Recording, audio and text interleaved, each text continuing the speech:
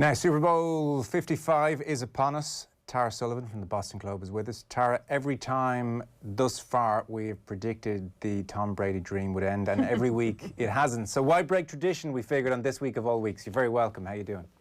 I'm good, thank you. How are you? Very well, very well. So lots going on. I mean, this is obviously a very different Super Bowl for obvious reasons. This is a festival, really, a week-long festival. So I know, like, there's the big media scrum. I think it's opening night where there are a gazillion people around all the players, and the players have to turn up, sometimes just so they won't get fined, famously. And that obviously is not happening. Last night, I think it was, or was it Sunday, maybe? No, it would have been last night. You were right. And so they had it virtually and called it still Super Bowl opening night, even though it amounted to a series of Zoom calls during the day. If there's one thing we don't need more of, it's more Zoom calls in our life. But there was something pretty interesting, I guess. I don't know how does this tend to happen usually in normal times, but the two quarterbacks, Tom Brady, Patrick Mahomes, were on the same Zoom call, which is kind of a different thing. We have a clip here of Kay Adams. She is from NFL Network, and she was talking to the two of them together. Kind of cool. Have a listen. Tom, let's pretend you can steal one of Patrick's powers, a physical skill or a quality, and add it to your game. What would you take? Oh, there'd be a lot of them. Are you kidding me? I love how he drifts back in the pocket, takes it about 6 yards deep, and then drops back to about 19, 20 yards, probably 15 yards, right foot in the ground, and then flicks that ball, 60 yards down the field and on a dime to Tyreek or something like that. So he just has a great awareness of the pocket, incredible vision of the field. He knows exactly when to get rid of the ball. When he's got great poise in the pocket. Got that nice, sweet little whippy arm that I used to have when I was a little bit younger. And he's got the athletic ability to extend plays. And, he's got all the physical tools and he's got all the mental tools. So he's going to be in this game quite a few more times, in my opinion. I thought you were going to say you just wanted to steal the no-look pass from him. I love that too. I'm not. I mean, that's more the younger generation. They figured out how to do that. I don't know. You can't teach an old dog some of those new tricks, but that's definitely a new trick that I wish I could learn. Tara, in many ways, the American sports media is ahead of the rest of the world with some of this stuff. Even journalists in the locker room is a great tradition, which used to be over here in Gaelic games, but it's been, the door has been shut. So something like this is pretty cool. Before the biggest game of the season, to have the two main men talking amongst each other in a pretty relaxed way. I mean, that was a snippet of it. It was pretty good. I would agree, and it's something I value and treasure so much as part of what we have in American media, because I know when I go to read stories about the EPL or you just don't get that background or insight, that you can get by being in the locker room, or even just how many media commitments the professional athletes here are willing to do or are made to do by the leagues. But, Super Bowl week being a great example. That was a fantastic exchange. And I think it's interesting to me because Mahomes is one of the few opponents that Brady will gush over with no hesitation whatsoever. And so to have them in that setting and doing it side by side is a really cool thing, and not something you see that often, and maybe one of the weird upsides of this, pandemic and Zoom call realm that we're in at the moment. So would Brady then be judicious over who he showers in praise? He doesn't just dish it out? Well, yeah, he's hugely respectful, like not an issue that way at all. But it's interesting, in this, like we tend to track Brady's actions at the end of a game, and he's such a fierce, because of the tradition of handshakes on the field. That's a big thing here in American football. You usually wait and see the two opposing coaches shake hands at the end of a game, which can be interesting if it's, Belichick and a former assistant or something like that. And then you do it with the opposing quarterbacks. And say, for instance, Nick Foles, who was the Eagles quarterback who beat him shockingly in the Super Bowl a couple years back and moved on to another team. Like, Brady has never had a comfortable post-game exchange, or I'm not even sure he's actually shaken hands with Foles over the years. Whereas I think it's just probably he's still annoyed that he lost that game. It could be as simple as that. But Mahomes seems to be somebody who has brought out, I don't know if Tom sees a younger version of himself in some ways, or just the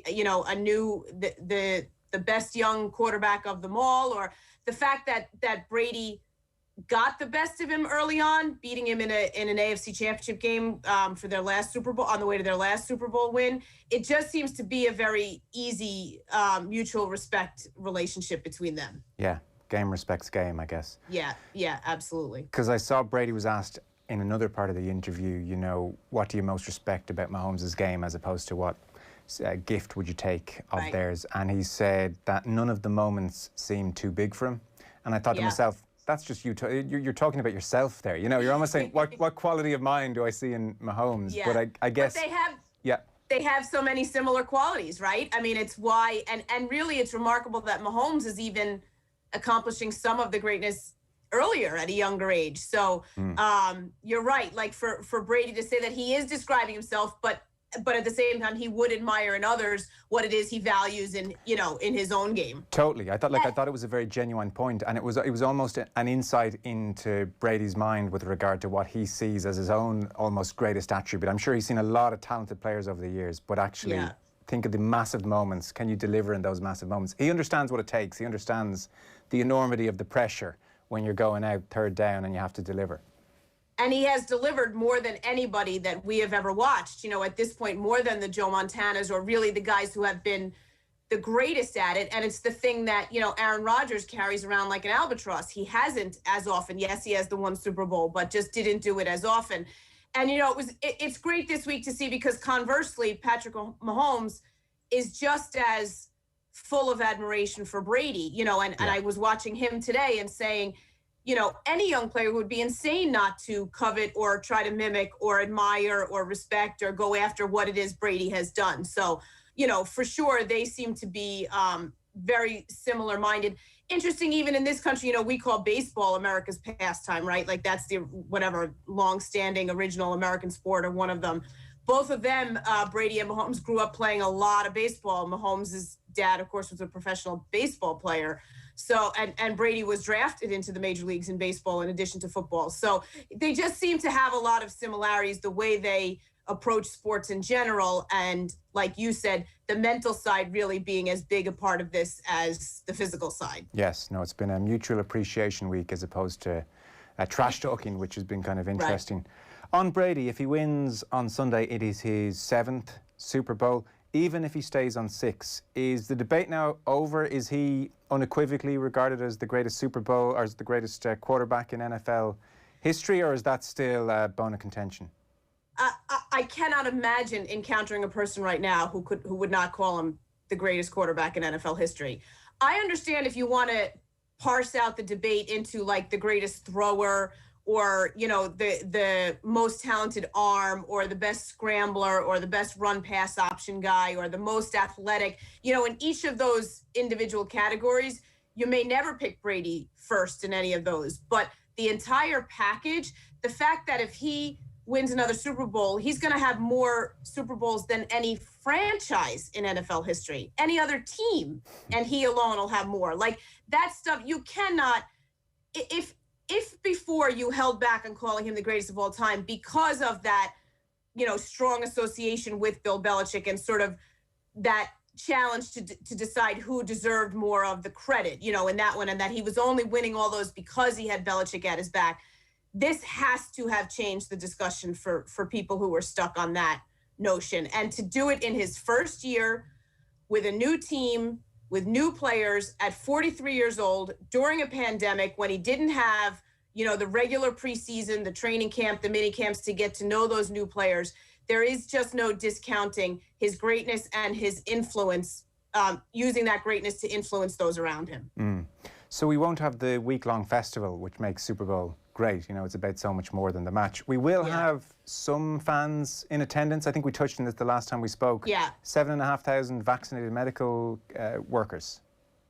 Yes, which was a really, really lovely initiative, I thought, by the NFL. And they sort of, reached out to every team in their local city and area to find recipients. And, in the case of the Bucs, they had Rob Gronkowski, who's like everybody's mascot and is just one of the most lovable guys around, record the videos and hand out the tickets. And I just think that's a very nice gesture. I think I might have mentioned this before, but the Super Bowl audience has always been a very different one the ones in the stands, I mean, than a regular NFL game anyway.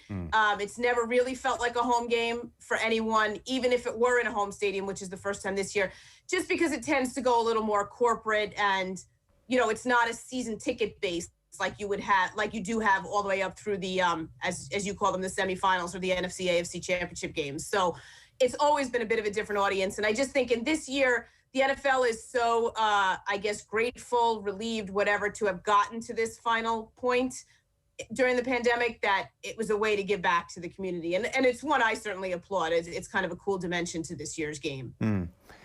Chiefs are going for their second in a row, which I think elevates a team to a great team. I've read a lot of previews. Let me throw some stuff at you, and then you can give me your sense of this game. So some mad stats. Brady in his 9 Super Bowls has never led the team to a touchdown in the first quarter. That's just a bit mad. That is a bit mad. So Tom Brady in 9 Super Bowls, 3 points. Okay, not really a defining stat, but just kind of blew my mind.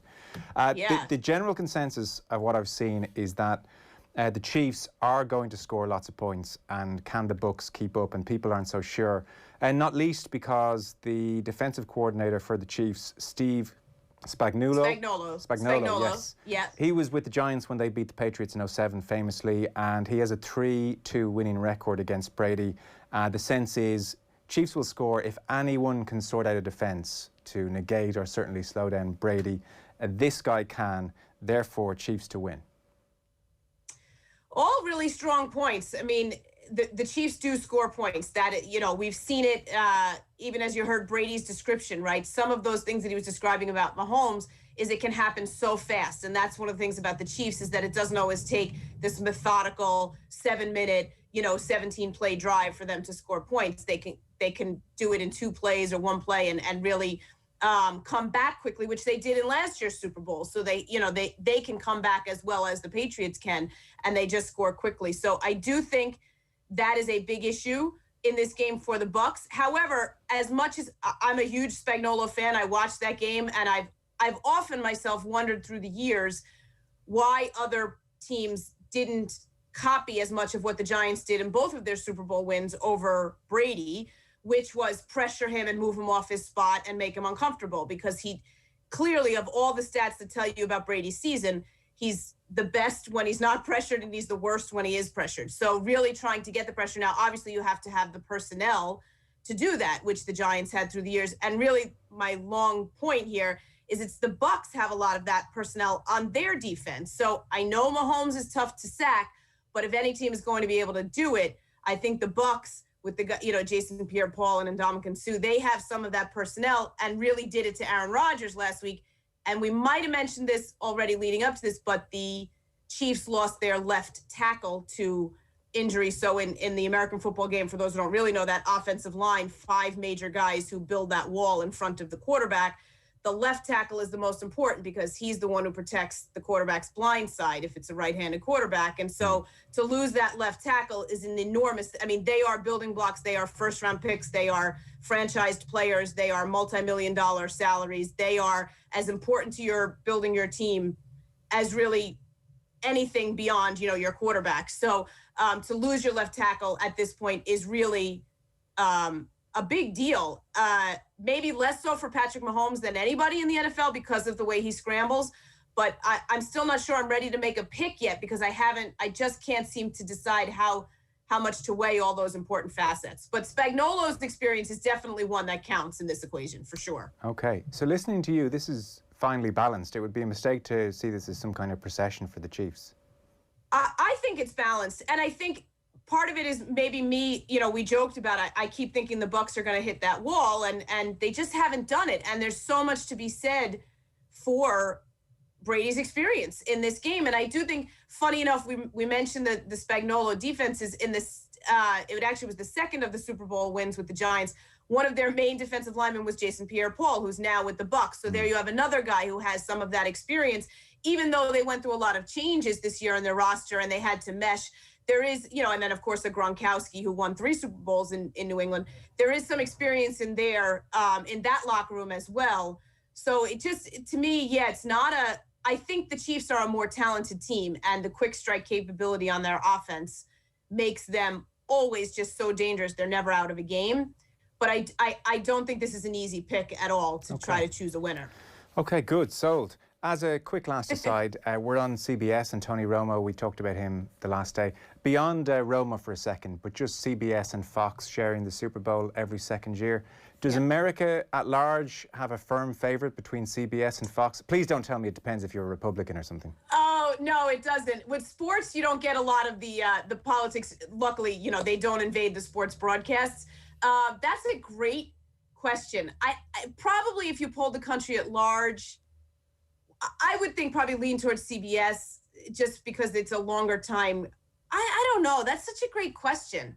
Because it depends, you know, do they prefer the play-by-play guy or the analyst or whatever? But no, I think that if the public at large probably just goes with the flow. But I'll have to think on that one. That's not an easy answer, but it's certainly not a political thing. Okay. I'll try. I'll throw it to you again when we talk next week. Come back next week and let's review this game, and we can once again apologise to Tom Brady, I think. Sounds great. Okay. Talk to you then. See you. Tara Sullivan of the Boston Globe there.